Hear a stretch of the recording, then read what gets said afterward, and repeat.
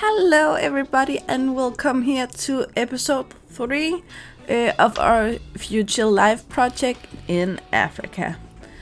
As you can see here, we really have a set entrance. Of course, I'm really proud of the entrance building, but out here it's just kind of boring at this point. So I thought we have to do something. So I added a little water just to get started. And here you can see we actually start to do a parking lot. I kind of feel like our guest would either rent a car in Africa or they would drive if they maybe some of them have like a part-time home in Africa where they have a car or something like that. So they would want a place for their cars when they come. So here I start with the parking lot. And I don't make it as big as most zoos would do. It's partially because I didn't want to take up too much space for it, but also because, of course, some of our guests wouldn't bring their car along. You would bring your car if as I said, you rent a car in Africa or you have a part-time home here. Maybe if you have a private jet, where you can bring your car. I don't know if that's a thing, but if it is, that would be a possibility as well. But either way, I think we needed a parking lot. So here you can see I really try to keep the design of the shelter from the top of our building, both because I think it's kind of a nice cohesive thing that when you go through a zoo you actually can recognize some of the designs, maybe not consciously, but that you know that if when the back of your mind say, oh, I've seen this before. We don't want to use this in every single project we do here, but we want to keep the idea of this design. You can also see here I don't make it exactly like we made the shelter here. We also have metal between this metal plate in the top, where on the top we just added the plate together, where here we have this small metal space between, which I think is a nice touch that it's not the same, but it's the same design. I used the mud pillars to make sure I add these at the grid, so every single parking space would be 4 by 8 meters. I know that's a really big parking space, but I really think that we do owe our guests that, especially when you think about how much money they have added to our project here. And I really think these metal plates are good for a parking space like this. Because they do give you shade, but the air can still flow through. So it's not like you're in a metal box, because then your car would be extremely hot when you get out. Here, it's kind of shaded, but still we have the wind flowing through. You can see all of the cars we use today are from Blueprint from the workshop. First, we have the 3 cars in one blueprint. It's called Cars/Vehicles by DarthDelicious, and that's of course by DarthDelicious. Then we have what I would call a station wagon. It's called Estate Car/Kombinationskraftwagen. I think that's German, by Nick. And then we have all of these Jeeps, which is called Colored Staff Vehicles by madcarbs. They would all be listed in the description box below. So here you can see I just started adding the cars, and then I started adding the same cars but changing the colors. As you can see, all of these cars wouldn't necessarily be really big, expensive cars, but I do feel like you don't necessarily want an expensive car here. If you, even though you have the money, again, you could have rented it and don't want to use too much money if you only gonna use them to drive out here and drive back. And here I just want to kind of find a sign for it. So when you come, you can see, oh, I'm gonna park there, because you or your staff have already called in and told us you are going to come and giving us your license plates. So therefore, we have made sure there is a spot ready for you. And of course, also the reason I have so many staff cars are because we like to rent them out to our guests as well. If you from once arrived in your helicopter or just want to drive around in the area without your own car, because you know this is a tough terrain to drive in. So if you want to be careful about your own car, but you kind of want to drive a little off-road in the area, you can rent one of ours. And some of them are already ready, as you can see, with picnic basket or whatever you want to do. And of course, we also offer drivers to drive our guests around. Back here, I kind of wanted to make like a washing station. So when our guests get out here, they have been driving through the grassland area for quite some time. And the cars will be dirty, and they would be dirty because they have driven through the grassland with the dry dirt for such a long time. So we would offer to wash their cars. So here I just want to make the washing station, and of course we wash our own staff cars every time someone have driven it, no matter if it's staff or it's guest, because we really want it to look pretty. We want them to look ready for the takeoff. So the guests really want to rent them. Honestly, I almost never wash my own car, so I'm not sure how well this looks, but I kind of like, I think it looks fine. And here we want to add these ones so the water don't just run into the other cars, or you get this muddy space. So when you leave the washroom, you just drive out in the mud. Yeah, we needed a car in there, and this one clearly needs to be rinsed. So we just have a few more cars there. A bucket.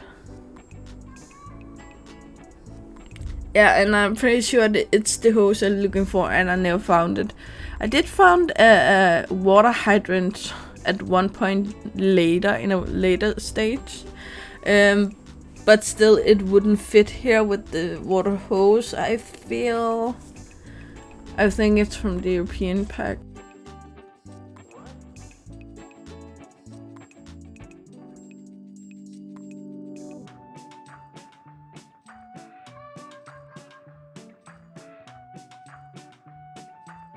Hey, we can see I just come to the point where I just try to pull everything out to see what it does. And here we're gonna add the water because I think it's kind of a nice effect. Yeah, not these ones. But when you come in, you can see actually a car being washed. Actually, a car is already getting washed in here. And then we add this mud water in the bottom, so you can see that water is dirty when it gets off the car. Then we just kind of go in with all of these palm trees and just green it all up. Also because we also gonna make the staff area today, so we wanna kind of hide that. And we wanna hide. Stupid of me, I turned the building this way when I built it, and I don't want to go back and turn it around and make the floors again and all of that. So we most likely are gonna add some of the project behind the entrance, so I didn't want it to be able to be seen from the entrance area.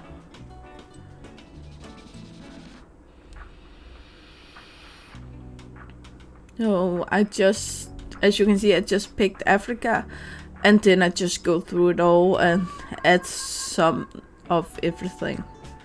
And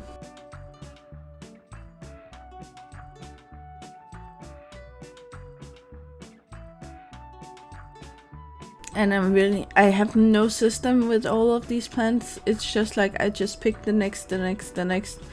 I try to like keep it. So I try. The only thing I really thought about was the height of the plants. So I don't have all of the height plants in the edge of the project. I kind of want the height in the middle, so you gotta kind of get this dome effect. Also because I think it would be natural that the highest plants are the one that get the most well-grown plants are the one that got the most water. Therefore, the plants that's closest to the water area here. And then we start to add the buildings. I like to put down the building before the build around it. With the first building at least, so I got an idea about how it really looks when I add the pieces. You can see I really want to stay in the build from the main building, but still I don't add the glass here. I think that it would be too noticeable with the glass pieces in here. And here you can see the roof. We make the same stuff in here, but we're gonna do it a little different. As you can see in a minute. Oh, we don't do that yet. So here I'm just gonna copy part of the building there. And I think, is it the keeper hut I think we're gonna put in here? Yeah, we did the staff room first and then the keeper hut here. Like that. Add it in. And I didn't have like, I want these buildings to be like this specifically. I just want to fit them into the plants so we could kind of camouflage them. Also, why this brown color with this mud? Again, this mud is from this wall piece or from General Zoo Scenery Pack by Jojo, and the top piece of the wall is from Planet Zoo Safari Prop Pack from NicholasLionRider. They will be linked below. Of course, if you saw episode 2, you did see more in depth how I use these pieces.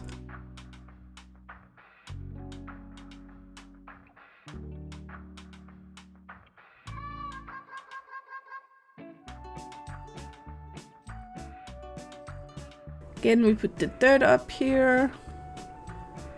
I kind of wanted to wait to do the plants up here till I have placed all of the buildings.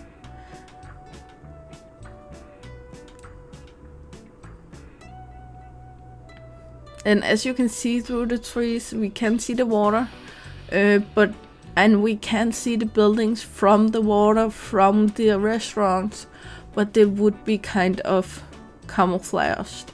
Here we add trees, and we do also add some bushes up here in a minute. But everything we add up here are going to be green. No, not anything flashy or plants. We really want to see pink flowers or anything like that. We keep them these greenish plants. So when you fly over here, you would only notice that it's kind of a foresty area. Here you can see I try to camouflage the pathway just a bit because we don't have that dirt pathway.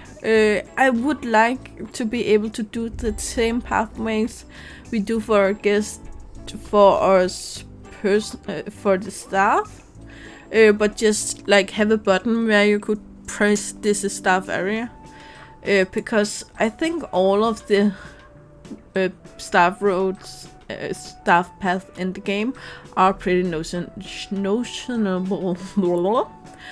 Anyway, here you can see we just go in and mass produce these green bushes. Yeah, here we just use some dirt and sand to make it fit here. There wouldn't be grass between the path and the vehicles here. And here we use this queue line to kind of make a 1 meter, 2 meter, I think it's a 1 meter path that we go back in a bit and make changes to staff area. I would never make a guest path this small, because all of you guests would be stuck there. But for staff, I think it's perfect. And here's why I really like to be able to use this kind of path, but for my staff only. Because you wouldn't notice it at all from when you arrive to the zoo. But by changing it blue, which we do in a minute, you do.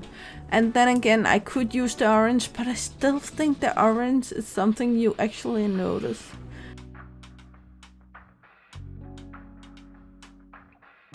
So here you can see we just remove those queue paths there and add this. But I do just change these bushes a bit around, so we kind of camouflage it again. So I think that's it, guys. Yeah, here you can see we have our water, a small lake here, and then we have the staff cars here. I'm sorry about the light, you can't actually see the signs right now, what's they say. But could you imagine, just notice how much that changed the entrance area here? It's not that bare anymore, and it feels more tropical, and also you get the shade from the bushes.